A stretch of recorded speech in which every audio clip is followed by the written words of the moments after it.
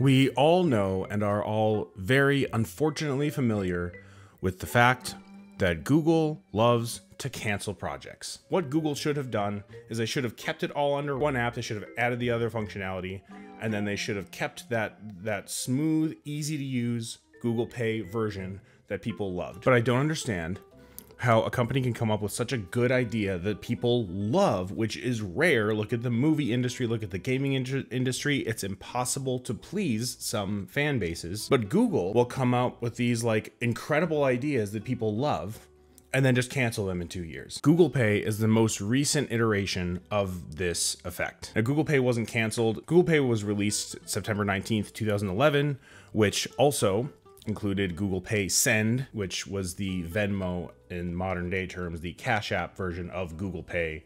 Google Pay was a separate product. Again, why it came out as two separate products, I have no idea.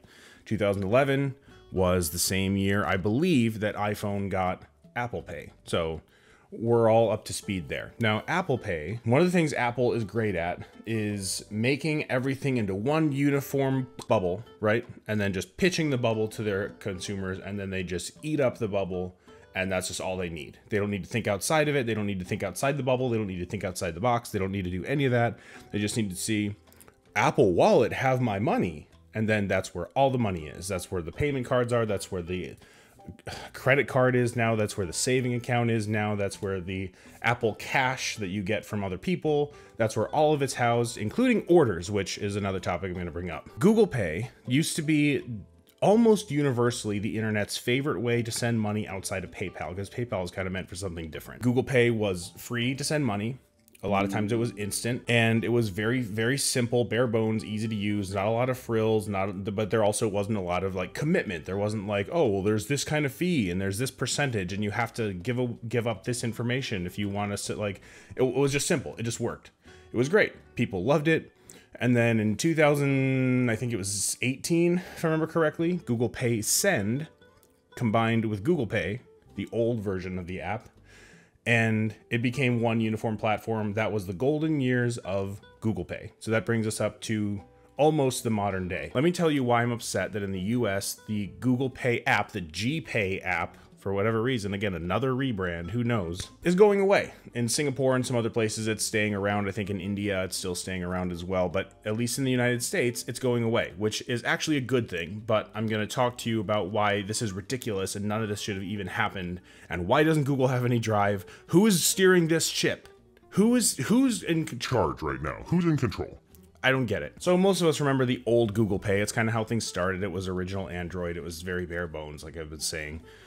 Google Pay Send then was the way, even though it was a separate spot, it was the way you could send money to your friends, you know, all that good stuff. Google Pay recently, as of I believe it was Android 10, if I remember correctly, was put front and center on your lock screen. You could hold the power button instead of getting an assistant. But anyway, in Android 10, you could hold the power button and you would get a power menu, which was an interesting idea to expound upon things not only for power and instant access to 911 and stuff like that, but other things you might use immediately at your fingertips and not want to have to go search for it. Unfortunately, now that's been moved to the little pull down menu, but in Android 10, it was reserved for the power button, which still is my favorite way to access this information. I really wish they never took it away. It was before Material U. I wish they gave it a whole Material U makeover, and it could be widgets by now, and it was an awesome idea. It was a great idea, and I wish it never went away, but that's not the topic of this video. So up to this point, Material U has been released. The power menu has gone away. This is a couple years after Google Pay Send. So the 2018, the Pixel 3 was launching. It would have been Pixel 2 XL at the time, is the one I had when I remember it merging.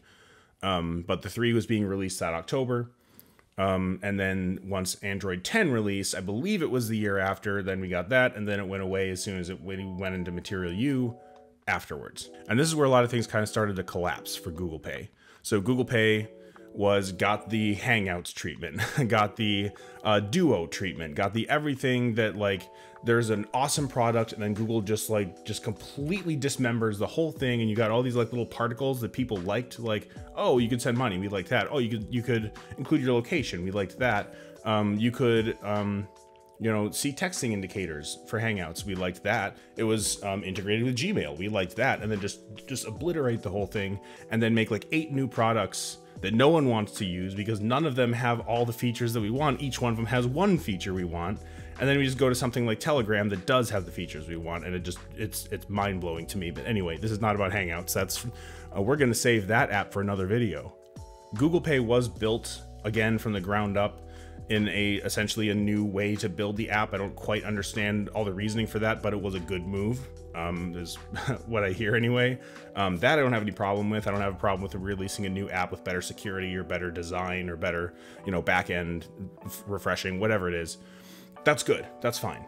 But when they did that, they also did an entire new redesign to make themselves like the worst version of Venmo you can think of. There was no social component besides another messaging system. Actually, let me back up. So in Hangouts, you used to be able to go to the little plus button in your messages, right? And then you'd see like add an image, add a video, add your location, pay. And it was a little Google Pay symbol and you could type it in just like Apple Pay, 1, 2, 3, 4, send $4 and it sends it in the chat. It was animated, so it was like an image, but then the person tapped the image, it brought them to the link where they could accept it onto their debit card. It was like the easiest, best implementation of sending money I've ever seen. And to this day, I still miss it. Because now, if I use Google Pay, like I recently have had to with my parents, I have to get them to download the app because it wasn't on the phone. And then I have to explain to them that no, just because you're signed up for a Gmail account doesn't mean you have Google Pay for whatever reason.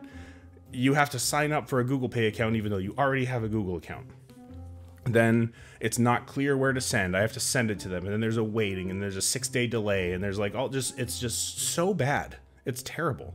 Anyway, originally you could do that. Now there's a message thread when you send money to someone. So for example, when I pay my rent with Google Pay, there is now a chat back and forth where like I sent money, he sent money, I sent money, he sent money, that kind of thing. It's like a back and forth text thread of just payments, which for 5 seconds on the surface sounds like a cool idea. And then you realize that you don't ever routinely pay the same people. At least I don't. I don't really do it that way. Not everyone I know uses Google Pay even. Like not even my Android friends use Google Pay that much.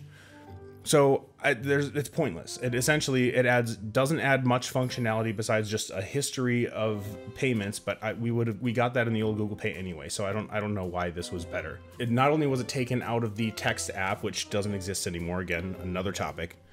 Not only can you not just send it in a text thread anymore, but now you have another text thread of just payments in another app. That's not the wallet app. It's the Google Pay app. And that's where you find your history. That's where you find your deals on hotels and like $10 off Walmart Plus and like all the stuff we don't want. The BS that they send us in junk emails that we don't want. The free stuff, the 10% off at Gap, the whatever, that stuff. No one wants that. Nobody is going to Google Pay thinking, I wonder what I could save at my Macy's department store today. No one wants that, okay? So not only did they add functionality that no one wanted, but really what they did was water it down. They made a worse version of tracking your history, and then they tied not only your cards into that app as well, which is okay, that's fine. Like for tap to pay, which already existed in Wallet. So now you got 2 places with your cards, right? Luckily, you didn't have to add them to both. Once one was added to one, then it was added to the other as well. So small win, I guess. But then your cash amount shows at the top right corner, which is good. But this whole thing was supposed to make Google Pay into like a Venmo competitor. Again, within months, I think, of this announcement, it was just a disaster. No one knew how to explain what the savings account was with like whatever bank they were going to use, and then they canceled it and you were going to be able to get a card with it, but it wasn't a Google card. It was like whatever the bank was, it was there. Like it was just a disaster. It was a mess. No one liked it. No one wanted it. We liked the redesigned app. It looked really good, but the functionality was just a disaster. I'm pretty sure the people who spearheaded that project were fired or moved somewhere else. And then that's when they started to peel back and kind of take away features, which again, I'm arguing that that's a good thing. Within a couple months, they canceled the bank account you were going to be able to get. They shut down Plex. I think it was Plex or something. They discontinued that. They were like, we're actually not going to do this. Apologies to anybody on the wait list. This is not happening anymore. We used to have 3 pages, like 3 tabs at the bottom. I don't remember what the middle one was because they took it away. But they took that away and they made it simpler. So it was essentially deals and your pay stuff. So the pay stuff, that tab actually was really helpful. It showed me what an estimate. Obviously this is all like Google stuff, AI doing it. So take it with a grain of salt, but it showed me what I've spent that month. It showed me recurring payments that I often pay at this time of the month. Like, hey, remember you have a high payment coming up when like my car payment was typically due. Would track that kind of stuff, which was cool. And it didn't do it through my bank, so it wasn't analyzing every one of my purchases through my bank account. It just registered what I paid through Tap to Pay, which I'm fine with sharing with Google. I don't want Google to read everything in my bank account because that's too much. But if they want to analyze what I use with Tap to Pay, that's totally fine. So it actually was a really smart middle ground. I like that about it. So it warned me about upcoming payments. It showed me how much right around what I've spent that month. And then it helped me track what I've spent, which is all really nice. You could tap the top right, the icon at the top for your account. It would show you what's in your cash deposit, whatever it's called. So if someone sends me money or I send them money, that's where it would show that amount. And then you could, if you dug around, if you knew to look for this, again, one of my other qualms, this should have been set up with an Android phone setup. You should automatically have your Google Pay cash card attached to the wallet. That's another topic. But you could activate that if you like, and then you can like scroll through your cards and you can tap to pay with your Google Pay balance, which is awesome. I like that. These are all good things that I'm talking about. What does that bring us to? It brings us to Google Pay being shut down essentially in the United States. This Google Pay app, as of I think it said April, is not going to be available anymore. So again, we're okay with this. The wallet app absolutely is still available. That's where you're gonna be able to go to find all your cards, your IDs if you live in a state that supports it, your Sheets card if you have one, your like Flying J card, whatever it is, your Kohl's card, your Kohl's Cash, whatever it is. You can find that all in the wallet app, which is how it should have been from the beginning. And it kind of was. And then they split it all up and then it was a disaster. And now they're kind of putting it all back together with their tail between their legs is how it seems to me. So that's the history of what happened. What should they have done? What they should have done is they need to realign whoever it is at Google that's making these asinine decisions for Stadia, for Hangouts, for Meet, for Duo, for all these other, for Google, well, Google Plus was a different story actually, but for all these services that are being just stripped apart and made into different apps, whoever is making this, demote them, please. Like the business enterprise side of Google, the stockholders, whoever it is that's making money off of these dumbass decisions, internally, those are the people you serve. But the people who actually bring you money, which is more important than those people, are your customers. Obviously, be asking people what they want, and more so than asking people what they want. Like another thing Apple's really good at is knowing their fan base enough to know what people will and won't appreciate about an app and just implementing it in a way that they expect it to be implemented. So for example, Google Pay should not have been split apart. Google Pay Send and Google Pay should have been combined and kept that way. But that app, maybe redesign that app. That's fine. You can redesign that app. You can add more functionality.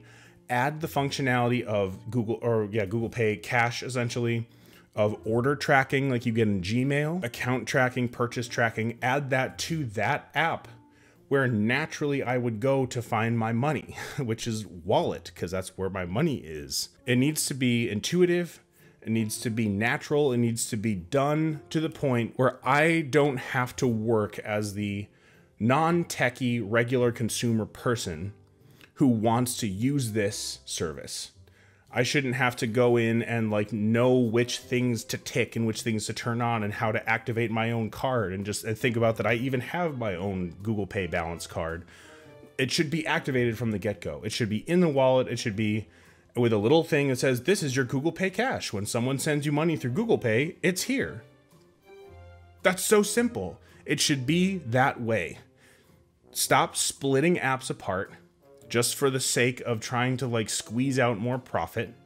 Google's a multi-billion-dollar company. Stop acting like you're a small company and you have to make money in every single little tiny spot you possibly can, because you're already making money off of this. This is already a service that people love and use.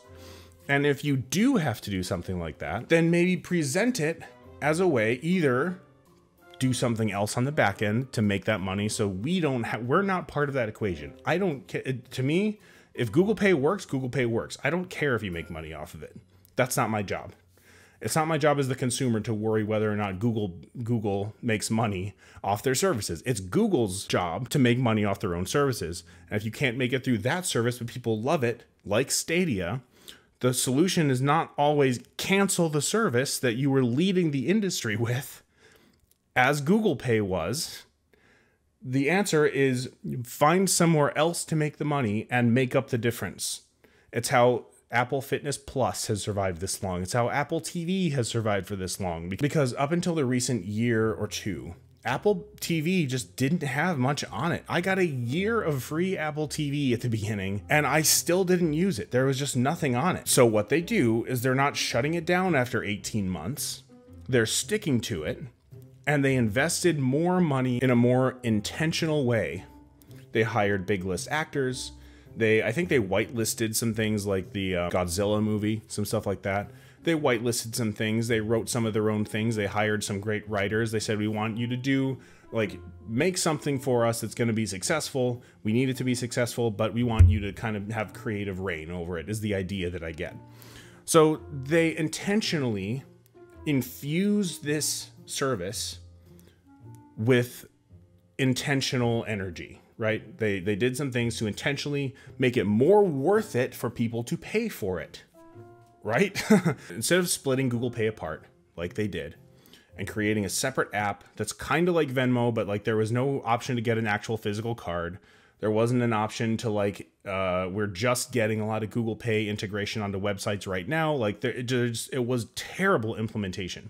Instead of doing that, what they should have done is offer order tracking like in Gmail, account analysis or transaction analysis, whatever you want to call it, into the Google Pay app, and then kept the functionality of like text, sending money through text, stuff like that. Why would you ever take away a feature that people use? I don't understand that aspect at all. Is you already have the feature. You've already paid some designer to design it and make it. Why would you take it away? How does that, if we're making the argument that it's too expensive to run, why would you take away functionality you've already paid for? Again, this is so dumb. It doesn't make any sense. So what Google should have done is they should have kept it all under wraps, which is why I'm happy that it's going back to that, because that's where it should have been in the first place. But they should have kept it all under one app. They should have added the other functionality, and then they should have kept that smooth, easy to use Google Pay version that people loved. Anyway, let me know in the comments if you agree. If you've gotten through this far, thank you for watching. Remember to subscribe if you haven't. What other subjects would you like to see me make a video like this about? I'm going to start what Google should have done as a series. And I'm going to do a lot of things like Hangouts, Stadia, Google+, Duo, all that stuff. But let me know if there's anything else you want me to talk about in the comments, and I'll see you guys next time.